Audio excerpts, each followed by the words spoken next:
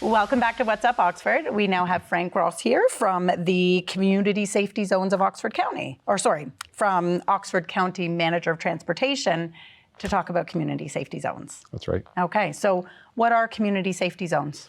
So community safety zones are areas that are designated as a special safety concern, and it allows police to impose higher speed fines for speeding infractions. Okay, so that would be like schools, parks, things like that? That's right. So areas that, again, areas of special safety concern where there's vulnerable road users like schools, senior homes, playgrounds, recreational areas where there's high pedestrians. Okay, so there's 20 new ones coming.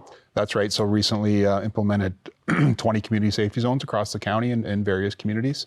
Planning to do, we're reviewing approximately 10 other locations this year that will be presented to County Council in February for potential implementation as well. Okay, well that's great. So it's helping to make our community safer. That's right. So, you can definitely notice certain hours of the day. I find, I'm out walking my dogs first thing in the morning, and that's when everybody's kind of doing the rush because everyone's running behind and need to get to work on time. What does community safety zones look like? How are you implementing this? So they're identified by signage. Okay. And the intent is to deter drivers from speeding through those areas. Okay. So putting up signs to say like reduced speed and higher fines if caught sort of thing? Yeah, it's not a necessarily reduced speed, but that speeding fines are increased within that zone. Okay. Yeah. Okay, so like for example, school zones are usually down to 40 kilometers an hour. That's right. They'll stay at 40 kilometers an hour, but there'll be higher fines. That's correct. If you're one of those speeders. That's right. Okay. Yeah. So if there are people watching that are concerned about different areas in their communities, what do you recommend that they do?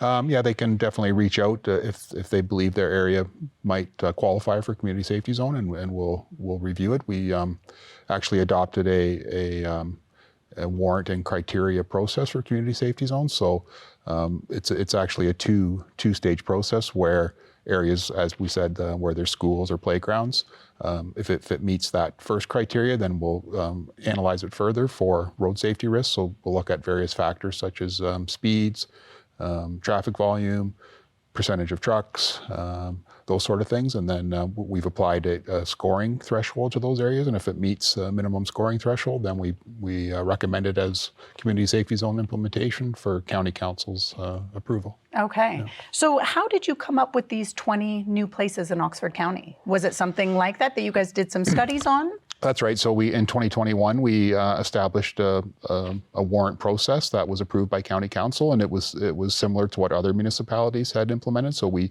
used what other municipalities have done and prepared our own process for Oxford County. So we then applied that to areas across the county and assessed them further, and then brought those forth to County Council for approval. Okay. Yeah. So would these have been areas that have had a high number of traffic tickets in the past, or just a matter of these are school zones, these are parks, let's be sort of proactive instead of reactive? Well, that's right, and we did look at traffic data. So what's the speed? Is traffic speeding through those areas? Is there a high collision rate? Is there sidewalk?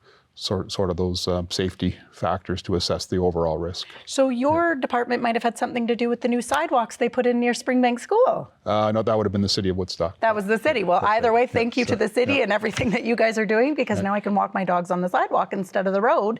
And thank you for bringing in these community safety zones, because I know they were definitely needed. Thank you. Thanks very much for being on the show. We look forward to having you on again. Thank you. We're going to take a short break. We'll be right back.